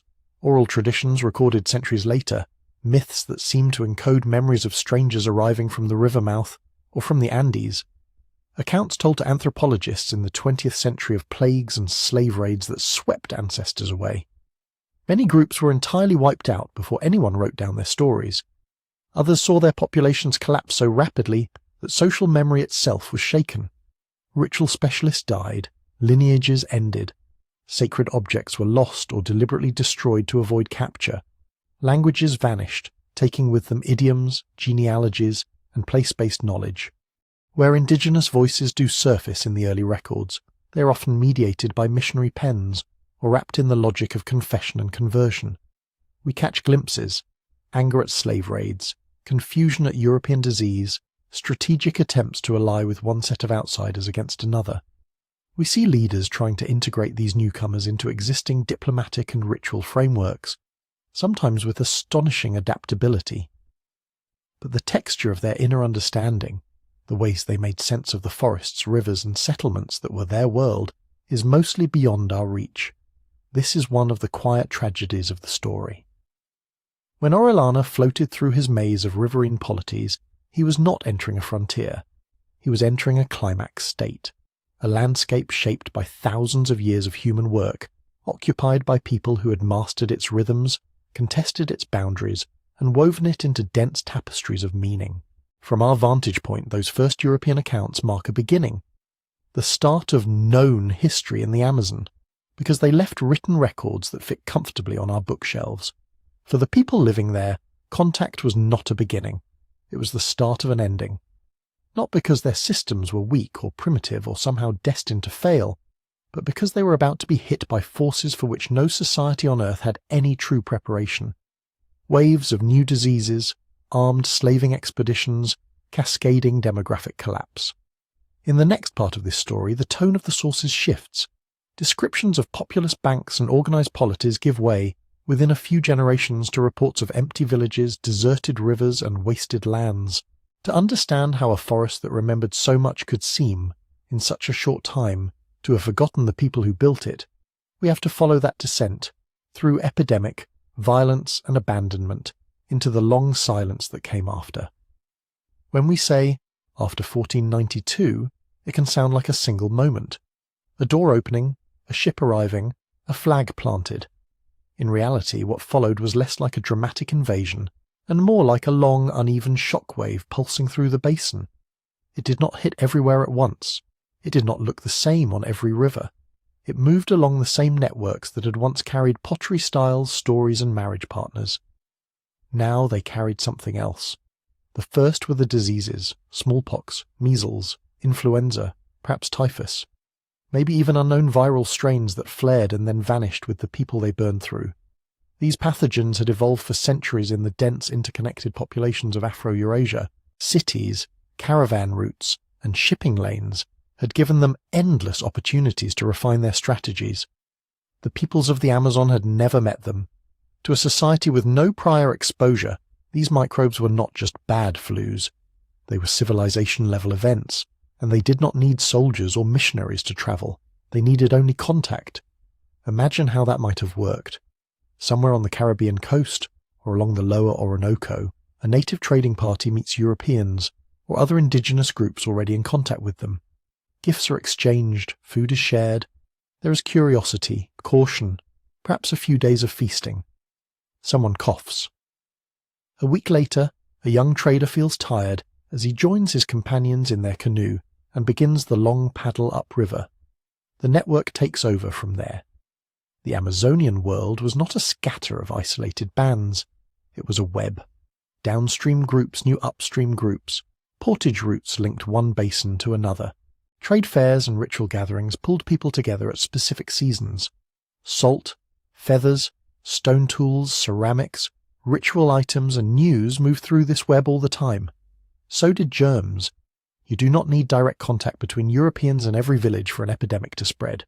You need one infected person to arrive at a regional centre, or even just to pass through, exchanging goods, resting for a night in a communal house filled with hammocks. By the time the first strangers in iron helmets appear in a given stretch of river, the disease front may already have passed through once, twice, 3 times. This helps explain one of the puzzles of the historical record. Carvajal in the early 1540s describes thickly settled banks and organised opposition. A century later, along some of the same routes, Missionaries and colonists report stretches of empty river, occasional small villages, and widespread talk among survivors of past plagues. It is unlikely that these later observers simply missed millions of people. It is also unlikely that the entire transformation happened instantly, at one date we could circle on a calendar. More probably, the basin experienced waves of disease moving at different speeds along different lines of connection. Some areas, tightly bound into continental trade, may have been struck early, even before sustained local European presence. Others, further from those arteries, might have remained relatively intact into the 17th century. In some places, the first epidemic killed half, or 2/3, or more of a community. Those who survived had no time to rest. Crises compounded. Because disease was not the only force reshaping the Amazonian world. From the very beginning of European occupation on the Atlantic coast and in the Andean foothills, there was demand for labour. Sugar mills, cattle ranches, mines, and colonial towns all needed workers. Coastal and highland indigenous populations, having been devastated themselves, could not meet that demand, so raiding parties pushed inland, up the rivers. The Portuguese called it the bandeira system in some regions, mixed expeditions of colonists, mission Indians and freebooters, moving in canoes, capturing people. Others organised more informally as slaving raids from frontier outposts. Even where we lack detailed records, indigenous oral histories and scattered documents agree, strangers came up the rivers and took captives. Sometimes they came under the banner of just war, claiming that targeted groups were cannibals or rebels. Sometimes they came as nominal allies, demanding tribute in bodies. Sometimes they came simply as pirates, their motives obvious. Missionization added another layer. Jesuits, Franciscans, Carmelites, and other orders established missions along the main channels and tributaries. Their stated aim was spiritual, to gather people, instruct them, and create new Christian communities. To do that, they often encouraged or compelled people from scattered villages and from different ethnic and linguistic groups to relocate around the mission. This had double effects. On one hand, missions could sometimes offer relative protection against the worst excesses of colonial settlers, acting as buffers. On the other hand, concentration made disease more lethal. A pathogen entering a mission settlement found dense housing, shared spaces, and frequent contact. Epidemics that might have burned out in smaller, more dispersed communities now swept through large, congregated populations. Forced relocations were not limited to missions. Colonial authorities and private entrepreneurs sometimes moved entire groups to work on ranches, to build forts, or to repopulate areas near colonial towns. Refugees fleeing slave raids on one river might seek shelter with kin on another, inadvertently carrying disease with them. Victims of epidemic might abandon a village and move closer to a colonial outpost in search of trade goods or perceived safety. Every movement, every gathering, every new cluster of hammocks under a single roof increased the opportunities for microbes to find new hosts. Under these conditions, warfare changed. Pre-contact conflict in the Amazon was real and often intense, but it followed its own logics, bound by ritual, politics, and ecological constraints. After sustained European arrival, new weapons and new pressures altered the calculus. Iron tools and firearms became prizes. Alliances with colonial powers could be used to settle old scores with neighbouring groups. Slave raiding and defensive responses to it set off spirals of violence. None of this happened evenly. In some regions, missions and colonial towns remained tiny islands along vast forested margins, their influence limited. In others, particularly along parts of the lower Amazon and certain Andean-facing tributaries, the combination of slaving, missionization, and epidemic seems to have been brutal and rapid. What did this mean on the ground, in the forest? Think back to the raised fields, the orchards, the earthworks, and the dark, rich soils of terra preta. All of these required people, not necessarily in Stone City numbers, but in sustained, coordinated effort. Canals had to be cleared, mounds had to be maintained, orchards had to be pruned, weeds cut back, undergrowth managed with fire. Fish weirs had to be repaired, planting schedules had to be remembered and followed. Remove half the population in a decade, and things begin to fray. Remove 3/4, 4/5 over a few generations, and whole systems snap. Fields are left unburned one season, then two, a canal clogs. A raised field floods and erodes. A village with a long tradition of making black earth loses its elders to sickness. Their precise recipes and rhythms go unrecorded. Young survivors marry across groups in mission towns, speaking new languages, learning new skills, struggling simply to live. The forest responds quickly. In the tropics, abandonment is not a slow fading, it is a rush. Vines creep over fallows, seedlings sprout between collapsed houseposts. Former manioc fields turn first to thickets, then to young forest, then, over decades, to what looks, at a glance, like primary jungle. Along riverbanks, stretches that once held clusters of houses and gardens become curtains of trees again. Sites that had been cleared and farmed for centuries can, in the space of a human lifetime, look as if no one ever lived there. This is part of why later travellers, moving along some of the same channels as Orellana, saw so little of what he had seen. They were not looking at an unchanged wilderness. They were looking at the late stages of a demographic collapse, with the forest doing what it does best, reclaiming. How total was that collapse? Here we enter a zone of inference and regional variation. For some macro regions, such as parts of the lower Amazon, scholars have suggested population losses of 80 to 90% or more over the first 2 centuries after contact. For others, especially remote interfluvial zones, the initial impact may have been much more delayed and diffuse. Some societies appear to have maintained relative continuity well into the colonial period, adapting to new conditions without complete breakdown. There were refuges. Groups fled deeper into uplands, into Blackwater tributaries, into less accessible headwater regions. Some mission communities, despite all their constraints, became places where certain practices and stories persisted in new forms. Not every earthwork was abandoned, not every orchard went untended. Even where language shift occurred, memories often held. Place names are one clue. Rivers, hills, and old village sites across Amazonia still carry indigenous names that refer to things no longer visible. Field Place, Old House Bank, Fishweir Portage. Oral traditions, when recorded in the 20th century among groups who had endured these centuries of catastrophe, sometimes speak of the time of the Great Sickness, or of ancestors driven from rich lands closer to the main rivers by people who came with thunder or with iron. Certain agricultural and forest management practices also survived in fragments. Knowledge of particular tree species, fire use, and soil care often persisted even after the larger systems that once organized them had dissolved. A family planting Brazil nuts around a new homestead, or carefully maintaining a grove of peach palms, may be unconsciously echoing much older landscape designs.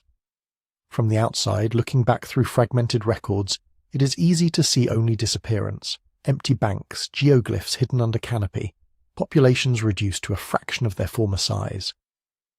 From the inside, for the descendants of those who survived, the story includes something else. Continuity amid rupture. Stories told in new languages about old places. Rituals adapted to new calendars but still tied in quiet ways to rivers and clearings that no longer exist. The very idea, held by many contemporary Amazonian peoples, that certain forest patches are old villages or places of the elders, suggests an enduring sense that the forest is not blank space, but layered memory. So when we talk about vanishing, we have to be careful. The large-scale systems that once supported perhaps 10 million people across the basin did, in many regions, collapse. Landscapes that had been intensively managed were abandoned or drastically simplified. Political networks shattered, entire languages and lineages were lost. But peoples did not disappear like mist. They were killed, captured, moved, mixed, converted and transformed.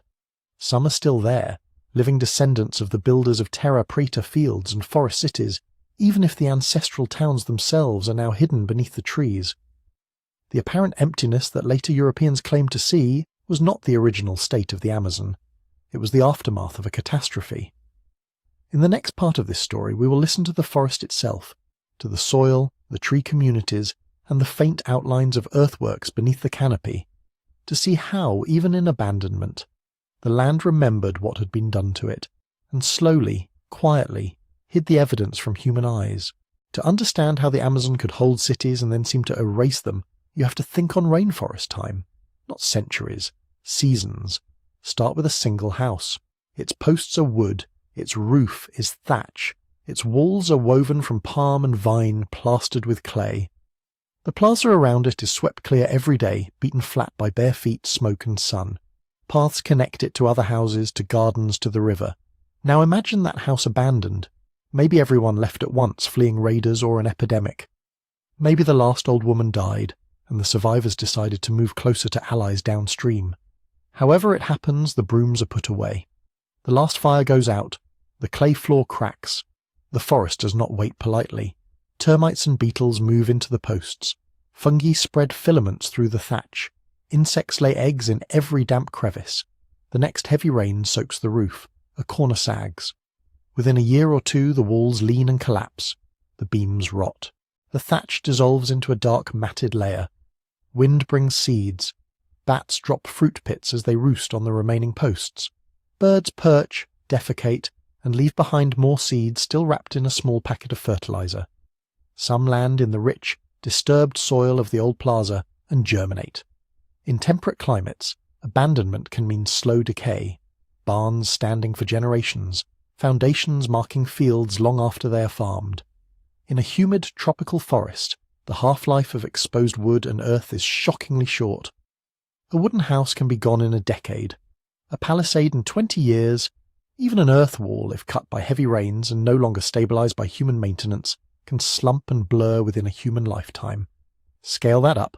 Raised fields built over generations can begin to erode as soon as the canals that drained them clog with silt and leaf litter. Roads paved with packed earth, or lined with logs, lose their definition as roots heave them, and water cuts new channels across their surface. Fish weirs collapse. Ditches soften. Clearings close. At first, the regrowth is obvious. High grass, shrubs, pioneer trees, sun-loving species that rush into any open space. To someone who knew the old layout, who grew up running along the embankments and tending the gardens, the pattern would still be clear. But then 10 years pass, then 20, then 50. Fast-growing trees, some reaching 20 or 30 meters within a few decades, throw a canopy over the old village site. Understory plants fill in. Epiphytes climb the new trunks. The sharp line between field and forest that once required constant work to maintain fuzzes out and vanishes. Look at it now from a canoe, drifting along the river.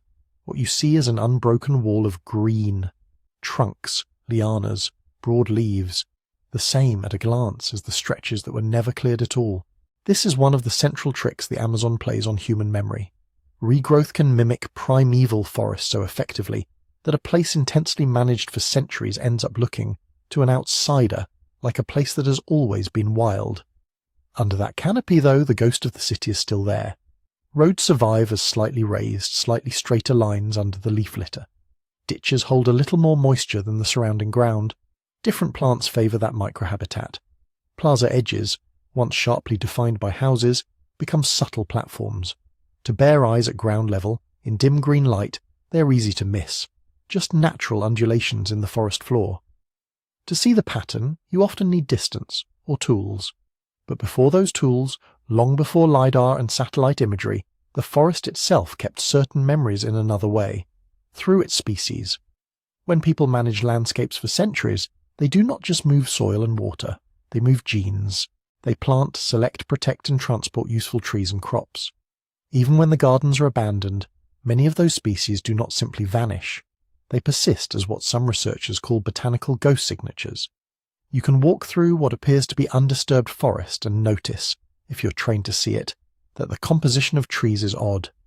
There are too many Brazil nut trees for a random patch, or too many peach palms or cacao trees, or certain fruit-bearing species that do not usually cluster so tightly on their own.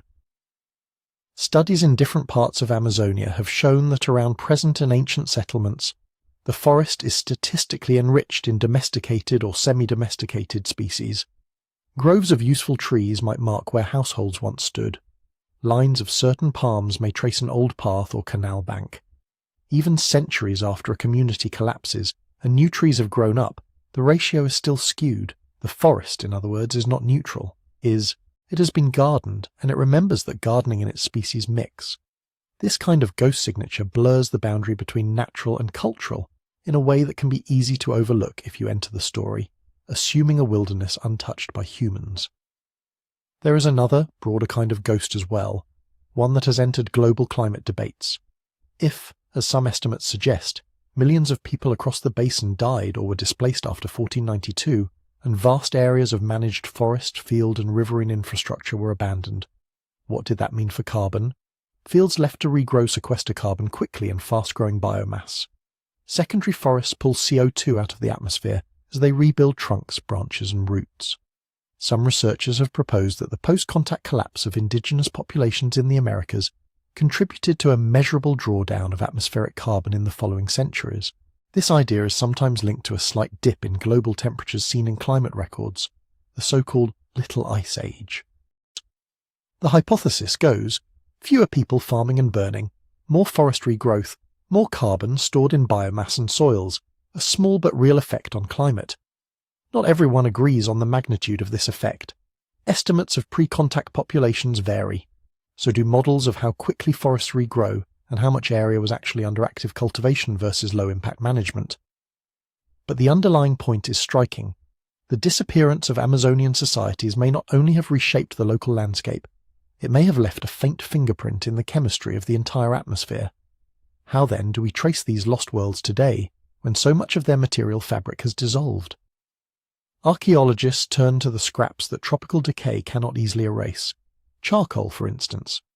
When people burn fields, cook food, make pottery, or manage forest with controlled fire, they produce charcoal. Some of that charcoal ends up buried in soil, especially in places like terra preta. It can persist for thousands of years. A dark, carbon-rich lens a metre below the surface might represent a former fireplace, a slash-and-burn event, or decades of hearth sweepings from a household. Pollen, too, accumulates in lakes, oxbow ponds, and wetlands. Year after year, plants shed their pollen into the air, some settles in water and becomes trapped in sediment. By taking cores of that sediment and examining the pollen grains under microscopes, researchers can reconstruct past vegetation. Changes in the relative abundance of forest pollen versus crops or disturbance-loving species can signal times when people were clearing or farming intensively, and times when fields were abandoned and forest returned. Then there are phytoliths, microscopic silica bodies formed inside plant tissues. Different plant families produce differently shaped phytoliths. These tiny glassy fragments can survive where pollen does not, embedding themselves in soils on former habitation sites, outlining what kinds of plants grew there long after the plants themselves have rotted. Add to this broken pottery, often the most durable artifact in tropical contexts.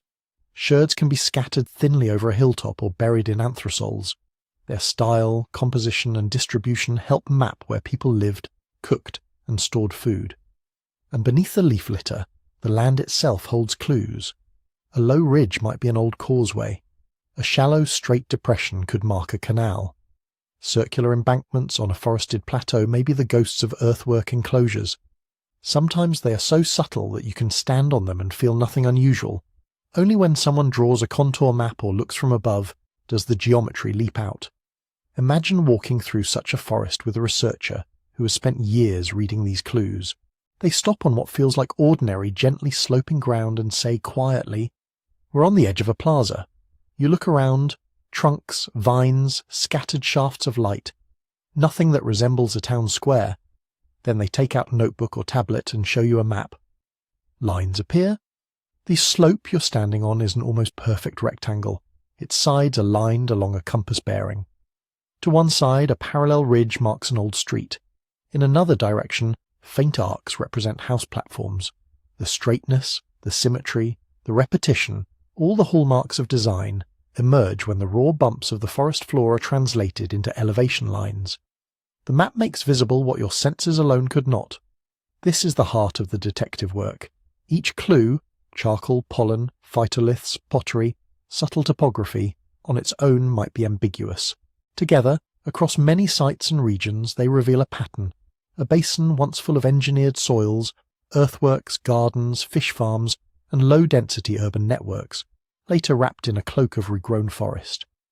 The forest did not erase the evidence. It covered it, rearranged it, blended it with its own processes until, to hurried eyes, it looked like pure nature. For a long time, that was enough to convince many observers that nothing significant had ever been there. In the next part of this story, new ways of seeing, especially from the air, will begin to peel back that cloak, showing that the empty spaces are anything but, and that under the canopy, the memory of cities is written in the very shape of the land. Begin in a small plain, high above that same unbroken canopy. For a long time, this vantage point did not help much. From above, the forest is still a carpet of green. Ridges and valleys blur into a soft textured surface. Whatever faint embankments and ditches exist on the ground are hidden by 30 meters of leaves and branches. The revolution did not come from simply looking down. It came from learning how to look through. Lidar, short for light detection and ranging, is, at its core, a way of measuring distance with light. A device fires hundreds of thousands of laser pulses every second toward the ground. Some of those pulses hit the canopy and bounce back. Others slip between leaves, strike branches, understory, or finally, the soil itself. By timing how long each pulse takes to return, the instrument builds a cloud of points in 3 dimensions: the top of the canopy, the understory, and crucially, the bare earth hidden underneath. Strip away the points that belong to vegetation, and what remains is a ghostly grayscale version of the land surface beneath the forest. In that bare earth model, patterns that are invisible from the ground suddenly leap into focus. Straight lines that no river or landslide would make. Perfect circles and rectangles perched on hilltops, grids of parallel embankments, long ruler-straight causeways running for kilometers across what appears, on satellite images, to be untouched forest. LiDAR is only one of the new tools, but symbolically it's powerful. It does in a digital instant what archaeologists have been trying to do for decades. Peel back the forest cloak without cutting it down. Other eyes help as well. High-resolution satellite imagery allows researchers to scan vast areas, looking for subtle changes in canopy color or texture that might hint at ancient fields or earthworks. Drones can fly low and slow over promising spots, capturing detailed photographs and small-scale LiDAR data that fill in the gaps. On the ground, soil chemistry offers another map. By sampling grids of soil and measuring their contents, phosphorus, calcium, charcoal, organic carbon, scientists can trace invisible footprints of past human activity. Terra preta stands out as a dark, nutrient-rich anomaly. Even where no obvious mounds or ditches remain, a patch of unusually fertile soil in the middle of otherwise poor ground can signal long-term habitation, middens, or gardens. Then there is the quiet work of big data. Each new survey, each excavation, each soil core adds points to a growing spatial database. Locations of terra preta, coordinates of known earthworks, radiocarbon dates tied to specific layers and features. When these are plotted together in geographic information systems, patterns of settlement and land use begin to emerge at the scale of regions, even continents. What once seemed like scattered curiosities, an odd ditch here, a strange mound there, start to line up into networks. In some parts of Amazonia, the result has been astonishing. In southwestern Amazonia, especially in Acre, LiDAR and aerial surveys have revealed hundreds of geometric earthworks, ditches and embankments forming circles, squares, and complex polygons, some more than 300 meters across. Many were once thought to lie only in areas now cleared for pasture and fields. LiDAR has shown that equally elaborate structures continue under the remaining forest. Farther north, in regions of the Brazilian state of Amazonas and into Bolivia, raised fields, causeways, and fish weirs form intricate mosaics. In the upper Xingu, a cluster of pre-contact settlements connected by roads and canals, surrounded by managed forests and fields, has been interpreted as a kind of low-density urban system. Not one big city, but many medium-sized centres, integrated into a regional network. In central and eastern Amazonia, patterns of terra preta along rivers suggest strings of closely spaced villages, each surrounded by orchards and gardens, forming continuous or semi-continuous belts of habitation for hundreds of kilometres. These discoveries have fueled bold arguments. Perhaps the basin as a whole was once a patchwork of such networks, some dense, some more dispersed. Perhaps tens of thousands of settlements, from small hamlets to major regional centres, lay along rivers, on interfluvial plateaus, and in seasonally flooded plains. It is tempting, standing on the crest of one LiDAR-revealed road, or looking at a map stippled with ancient earthworks, to generalise. To imagine the entire Amazon as one vast continuous garden city, uniformly engineered from Andes to Atlantic. But the emerging picture is more complicated and more interesting than a simple everywhere or nowhere. Even with new tools, there are large gaps. Some areas, especially those easiest to reach, almost threatened by development, have been scanned extensively. Others, including parts of remote interfluvial forests, remain almost entirely unstudied. Where lidar and fieldwork have concentrated, earthworks and anthropogenic soils often appear abundant. Where they have not, we simply do not know. This uncertainty feeds into a set of lively and sometimes heated debates. One concerns density. How many people lived in these landscapes at their peak? Population estimates for pre-contact Amazonia vary dramatically. Some scholars favour numbers on the order of 8 to 10 million or more across the basin. Others argue for figures at the lower end, perhaps a few million, pointing out that not all soils are easily farmed and that many regions show little clear evidence, so far, of large-scale modifications. Another debate revolves around the word city. When we call an Upper Xingu cluster a garden city or speak of urbanism in the forest, what do we mean? These were not cities in the sense of stone-walled, tightly packed, permanently paved metropolises. They were spread out, threaded with forest, dependent on shifting mosaics of fields, orchards, fishing structures, and managed groves. Calling them cities can help highlight their complexity, their planning, their regional integration. But it can also smuggle in assumptions from old-world urbanism that do not quite fit. Rigid centralization, stark divides between urban and rural, clear city walls. Some researchers prefer terms like low-density urbanism, settlement clusters, or regional polities to signal that these were urban in social and political ways, integrated, hierarchical, organized, without erasing their ecological and spatial distinctiveness. A third axis of debate is distribution. Were the most elaborate earthworks and soils limited mainly to certain ecological zones, like fertile floodplains, specific interfluves, or old river terraces? Or were they common across a much wider range of environments, from white sand forests to upland plateaus? Different datasets point in different directions. Botanical ghost signatures of domestication appear widely, even where obvious earthworks are scarce. This suggests that while not every area had monumental ditches or vast raised fields, human management of the forest, through planting, selective harvesting, and controlled burning, may have been more pervasive than large earthworks alone imply. Behind these scientific debates lies another, quieter transformation. Archaeology itself is changing. For much of the 20th century, research in the Amazon was often conducted as if the forest were an empty stage and indigenous people were faint echoes. Expeditions dropped in, dug, and left, taking artifacts and stories away to distant museums and journals. That model is no longer acceptable. Today, many of the most important projects are collaborative from the beginning. Indigenous communities, whose territories encompass ancient sites, are not just informants or stakeholders. They are co-researchers, co-authors, and in many cases the ones initiating inquiries. Elders' knowledge of sacred places, old paths, and traditional planting grounds can guide lidar interpretation and field surveys. Oral histories may preserve memories of earthworks as ancestor sites, or of certain groves as the work of culture heroes. Archaeological findings, in turn, can support land claims by documenting deep, continuous occupation. Ethical practice also means protecting sites from the harms that come with fame. A geoglyph that appears in a dramatic lidar image or a viral article can attract looters and souvenir hunters.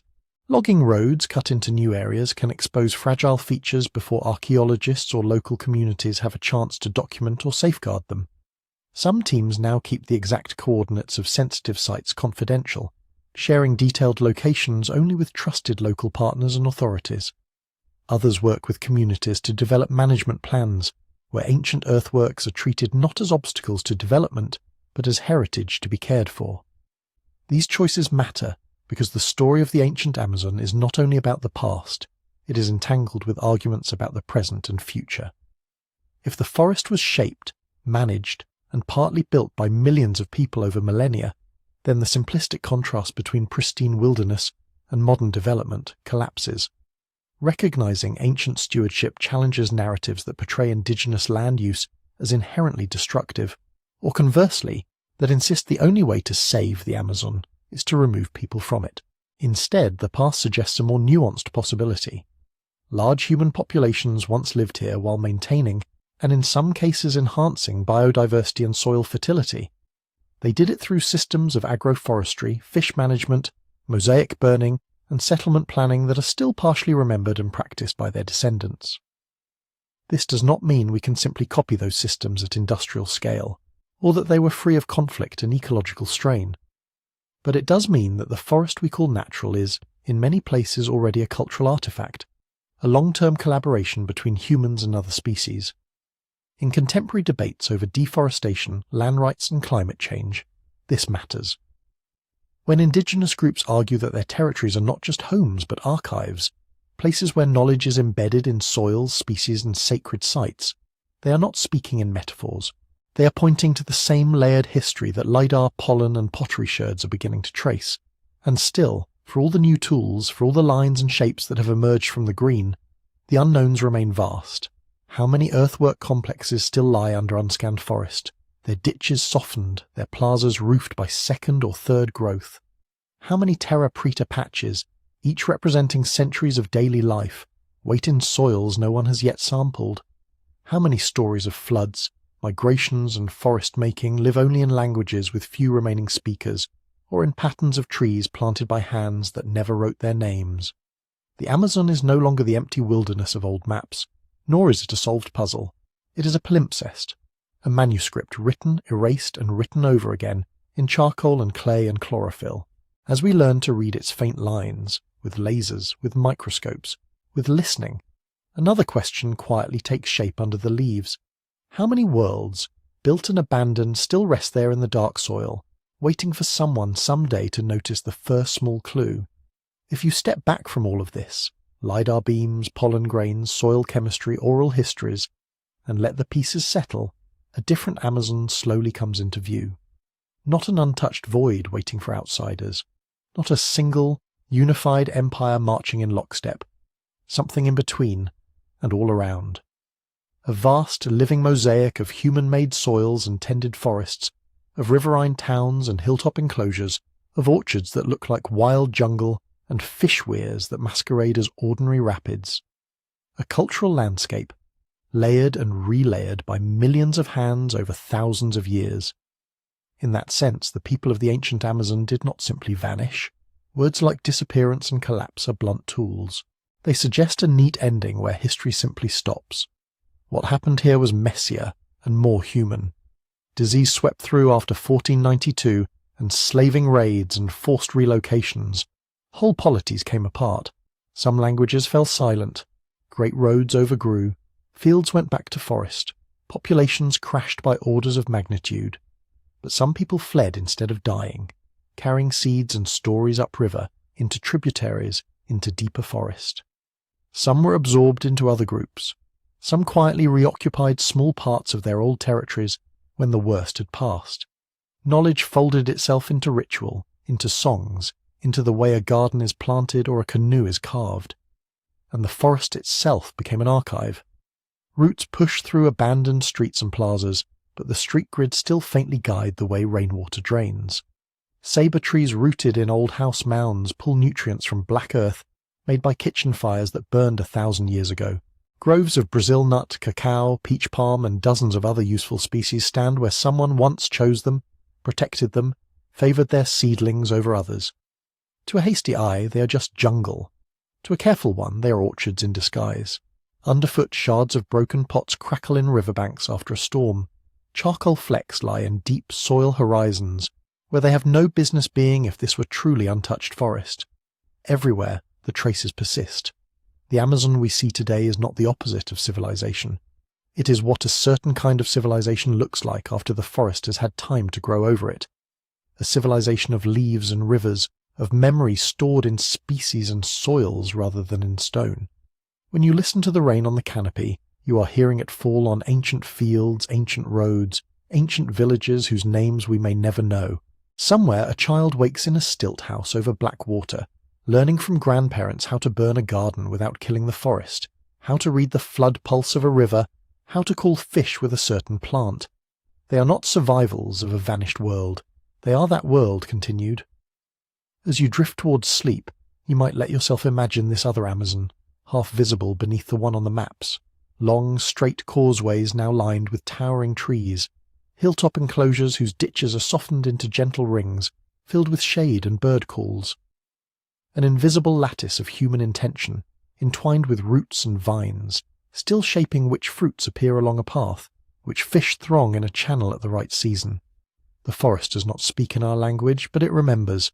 If you've enjoyed wandering through that memory tonight, and you'd like more slow history to fall asleep to, you can help this little project continue. You can tap like, so the algorithm knows this kind of calm storytelling matters. You can subscribe, so future journeys into other lost landscapes and forgotten peoples find their way back to you. If you feel awake enough, you're invited to leave a comment before you drift off. Where in the world are you listening from, and what time is it there right now?